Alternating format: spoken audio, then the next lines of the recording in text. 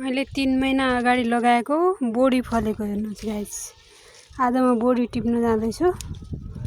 यति लामो भएको छ यो बोडी। यस्तो बोडी बाखा,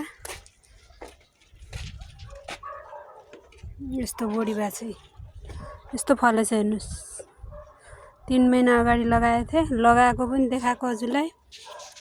आज टिपेको पनि देखाउँछु। फर्स्ट सुरुमा टिपेको आज यत्रो भएको छ यो बोडी। यस्तो लामो लामो भएको छ, दामी बोडी भए। यस्तो लामो लामो छ हेर्नु त, कस्तो राम्रो राम्रो राम्रो बोडी छ। यस्तो झाल पनि सानो अनि कस्तो राम्रो हेर्नु बोडी।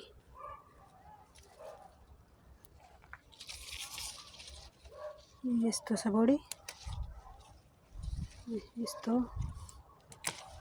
यस्तो छ। यस्तो लामो लामो छ, सानोमा लामो फल्दो रहेछ।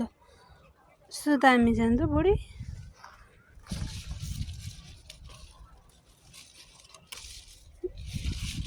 टन्नै फलेछ हो।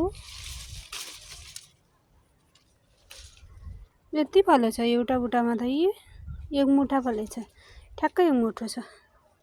एक छाकलाई हुन्छ मजाले। आलु हाल्यो भने गाइस